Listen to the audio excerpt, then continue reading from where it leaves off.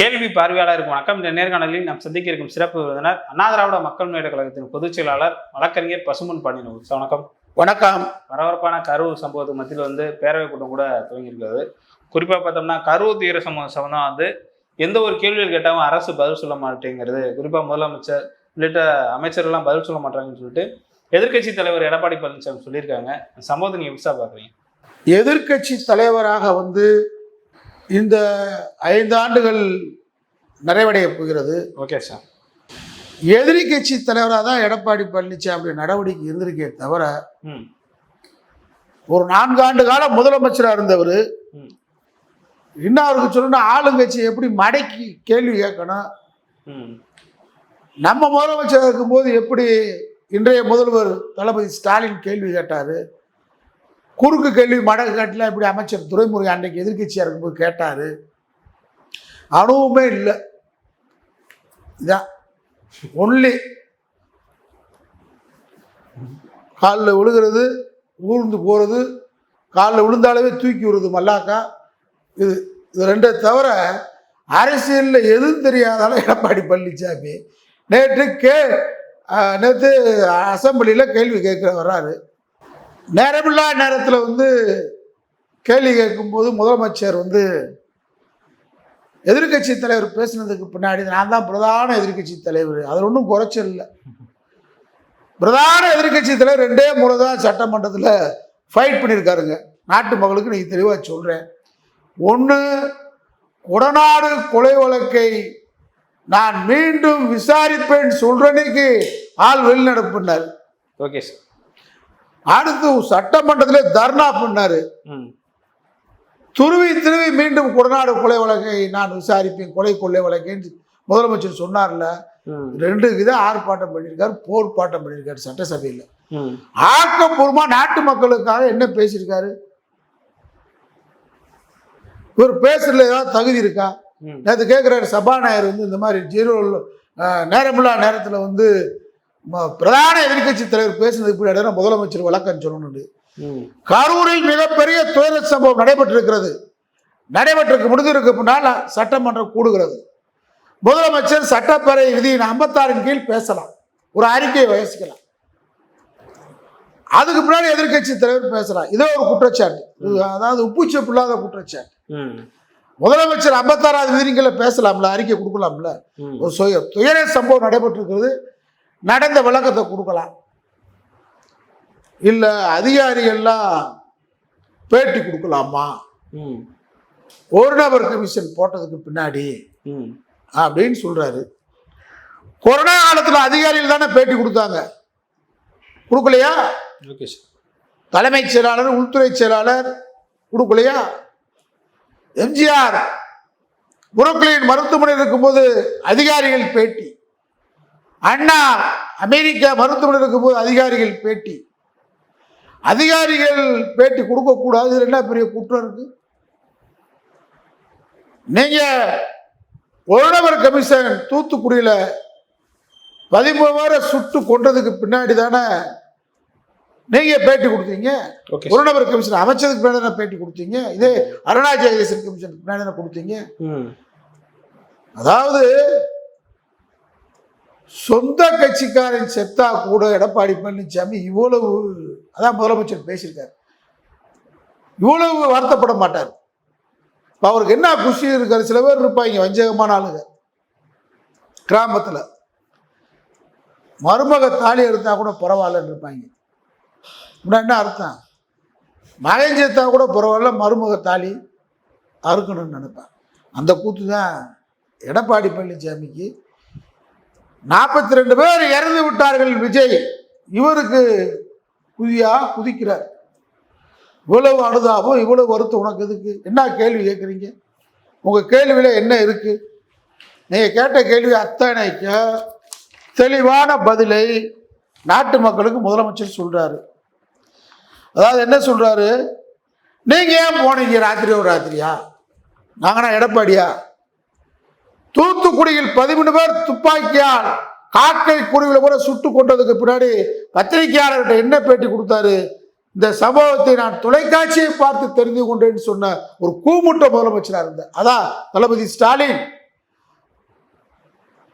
52 பேர் 41 பேர் இறந்து விட்டார்கள் என்ற உடனே முதல் 20 பேர் 11 பேர்னு சொல்லிட்டு இருந்தாங்க.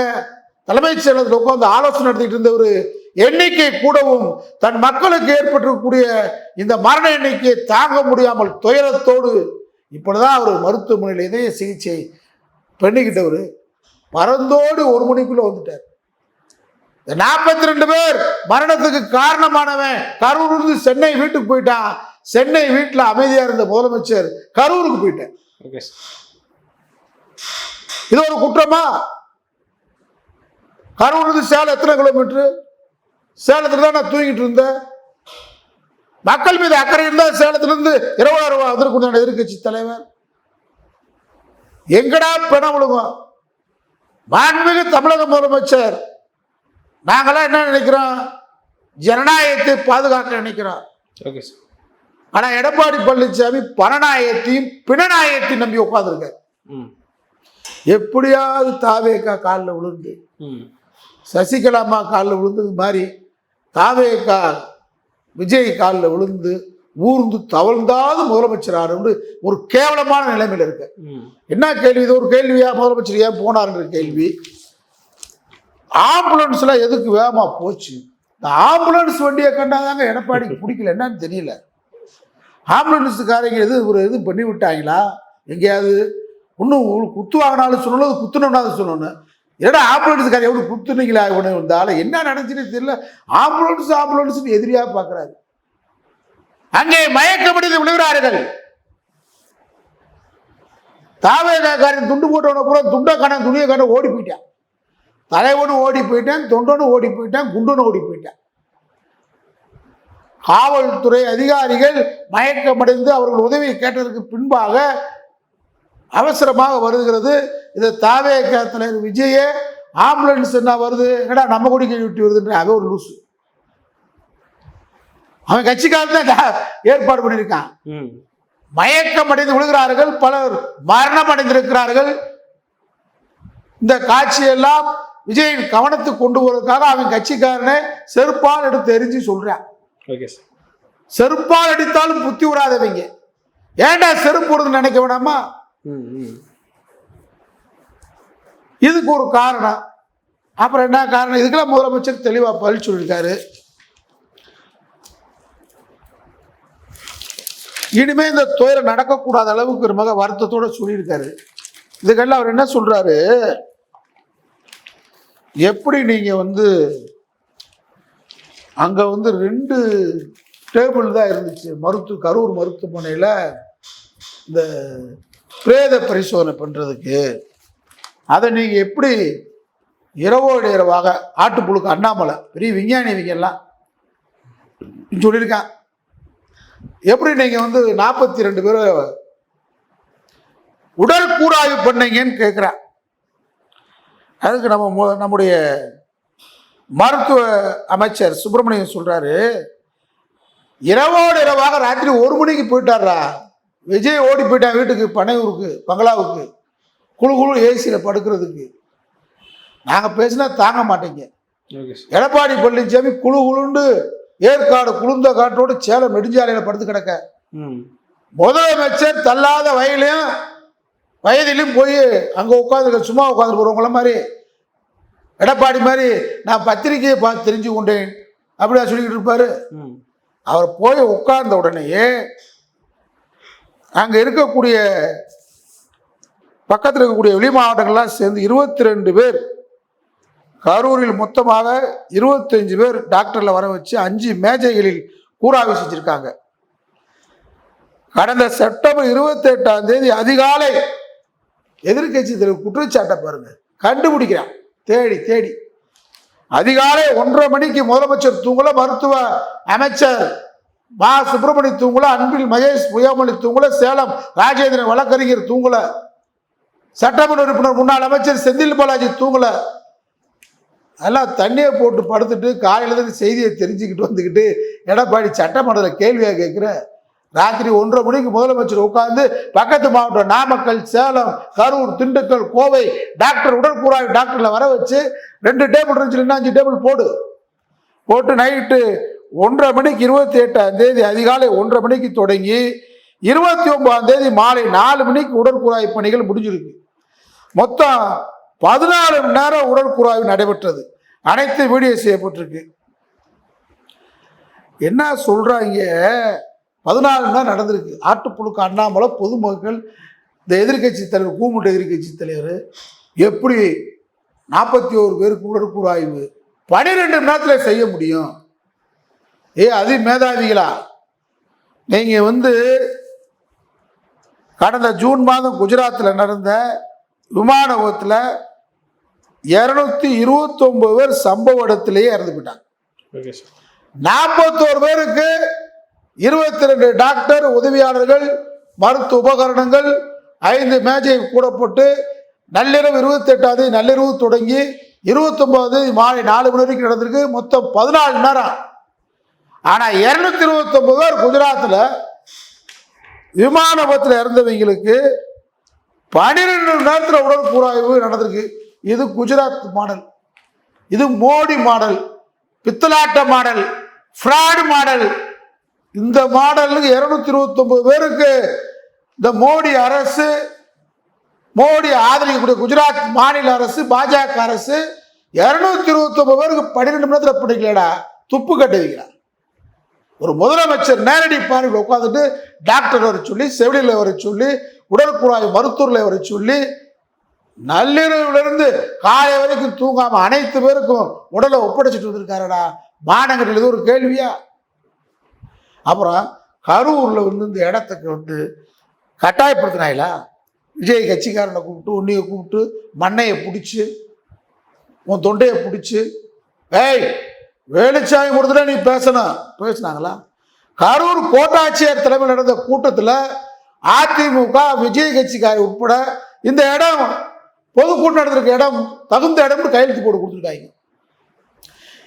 இவ்வளவு ஒத்துக்கொண்டு இந்த கூட்டத்தை நடத்திட்டு, கூட்டம் நடத்த தெரியாம ஆட தெரியாதவ தெருக்கூடல் வரான். கூட்டம் நடத்த தெரியல, பேச தெரியல, கட்சி நடத்த துப்பு கட்டவங்க எடப்பாடியும் சேர்த்து சொல்றேன். துப்பு கட்டவங்க எடப்பாடிக்கு ஆதாரத்தில் கூட்டம் நடத்தினாருண்டா, பூரா கோட்டு பிரியாணிக்கு வந்தவன் எடப்பாடி மூஞ்சியை பார்க்க, எடப்பாடி பேச்சை கேட்க தவ மாட்டான். ஆனா இந்த பேருக்கு அணில் குஞ்சு பேருக்கு தவறாங்க. உன பார்க்கறதுக்கு மாடியில் ஏறுறான், மரத்தில் ஏறுறான், கூரையில் ஏறுறான், எங்கெங்க ஏற முடியுமோ அங்கெல்லாம் ஏறுறாங்க. இந்த அணில் குஞ்சுக கட்டுப்பட மாட்டேன்றான்.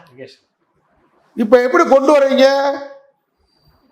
அனுமதி பெற்றது மாலை 3 மணிலிருந்து இரவு 10 வரை. ஆனா விஜய் கட்சியினுடைய அதிகாரப்பூர்வமான ஐடிவிங்கள அவங்க விஜய் பேசுவதாக அறிவிக்கப்பட்ட போஸ்டர், விளம்பரம், நோட்டீஸ், துண்டு பிரச்சாரத்தில் விஜய் 12 மணிக்கு கரூரில் பேசுவார்னு சொல்லிட்டு 7 மணி நேரம் காலதாமதம் வந்தது குற்றமே இல்லையா? நான் கேட்கிறேன், இதை பேசணும்ல. முதலமைச்சர் தெளிவா நேற்று சட்டமன்ற உறுப்பினர் மற்ற எதிர்கட்சிகள் எல்லாம் பேசியிருக்காங்க. அவங்க கேட்ட கேள்வி சரியான கேள்வி. தமிழக ஐபிஎஸ் அதிகாரிகளை இந்த விசாரணை குழுவில் 2 பேரை போடக்கூடாதுன்னு உச்ச நீதிமன்றம் சொல்லியிருக்கு. இது கேட்கணும். தமிழ்நாட்டின் மீது, தமிழ்நாட்டு மக்கள் மீது, நம்முடைய தமிழகத்தின் உரிமை மீது எடப்பாடி பழனிசாமிக்கு அக்கறை இருந்தா நீ இந்த கேள்வியை கேட்டுக்கணும். மற்ற எல்லாரும் கேட்டிருக்காங்க. உச்ச நீதிமன்றம் வழங்கிய தீர்ப்புல தமிழக ஐபிஎஸ் அதிகாரிகள் இடம்பெறக்கூடாதுன்னு சொன்னது நம்முடைய மாநில உரிமைகளை, நம்முடைய தமிழ் மக்களை அவமதித்த மாதிரி இருக்கு. அதுக்கு நீங்க கோர்ட்ல ஏதாவது டைரக்ஷன் வாங்கணும்னு சொல்லியிருக்காங்க. முதலமைச்சர் அது சம்பந்தமாக நான் முறையிடுவோம்னு சொல்லியிருக்காரு நீதிமன்றத்தில்.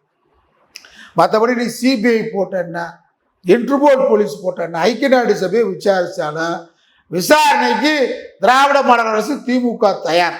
Okay sir. ஏண்டா நீங்க சொல்றதெல்லாம் ஃப்ராடு, பித்தலாட்டம். இப்ப விஜய் கையையும் காலையும் நீ பிடிச்சிக்கிட்டு ஒரு பக்கம் கெஞ்சிக்கிட்டு இருக்க, ஒரு பக்கம் பாஜக காரி பிடிச்சி கெஞ்சிக்கிட்டு இருக்கான். ஆக மொத்தம் விஜய் போய் அவரே ஒரு குழியை தோண்டி, ஒரு மனுஷன் எப்படி இருக்காங்க பாருங்க, அவனா குழியை தோண்டி அவனா போய் போய் குழிக்குள்ள விழுகலாமா? மரண குழியில இந்தியாவிலே இன்னைக்கு மரண குழியில் பாஜக என்கின்ற பாசிச மரண குழியில் விஜய் போய் விழுந்துட்டான். விஜய முதலமைச்சர் ஆக்குறதுக்காக பாஜக துடிச்சுக்கிட்டு இருக்கேன். ஏன்னா மானம் கெட்டவங்களா? எடப்பாடி பழனிசாமியை முதலமைச்சராக துடிச்சுக்கிட்டு இருக்கேன். இன்னைக்கு பீகார் தேர்தலில் பீகார்ல பாஜகன்ற கட்சியே இல்லை. எல்லாம் அதிமுக விஜய் கட்சியில் இருக்கிற மான ரோஷம் உள்ளவன் மனசாட்சின்னு சிந்திச்சு பாரு. பீகார்ல பாஜக கட்சிக்கு இடம் இல்லை. யாரை பிடிச்சி நுழைஞ்சான்? நிதிஷ்குமாரை பிடிச்சி வந்தான். இன்னைக்கு நிலவரம் என்ன தெரியுமா?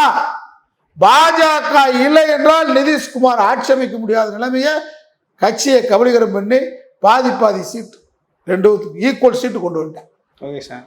இதான் விஜய் உணரணும்.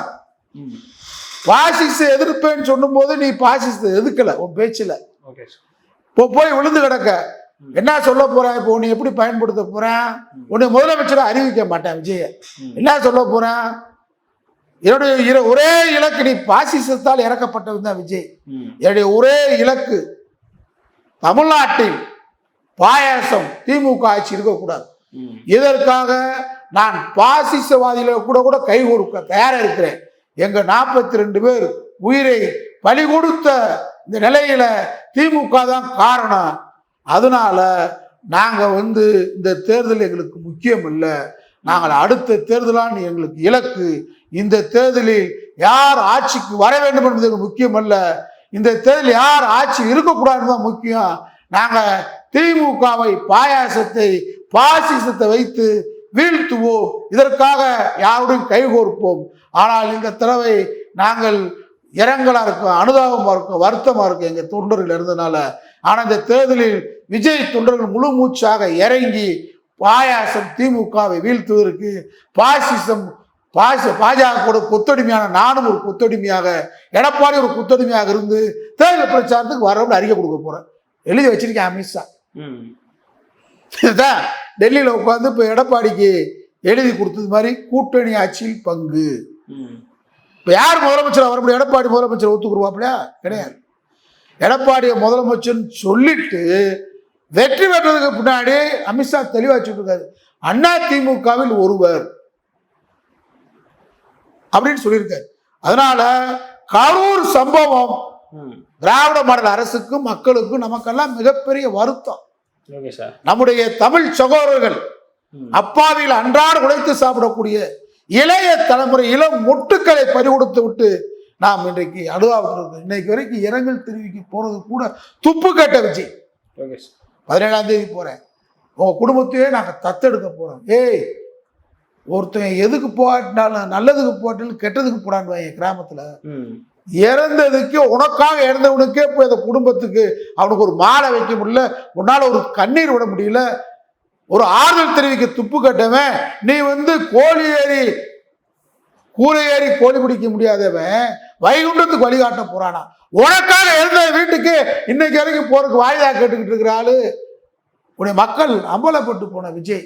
அந்த விஜய் தவிர உட்காரலாம் எடப்பாடி நாடகத்தை அரங்கேற்றுகிறார், அனுதாபத்தை இங்கே அரங்கேற்று நினைக்கிறார். விஜய்க்காக இவர் துடிக்கிறாராம். மக்களுக்கு தெரியும் இந்த சந்தர்ப்பவாத கூட்டணியை முறியடிப்போம். நன்றி சார். நன்றி.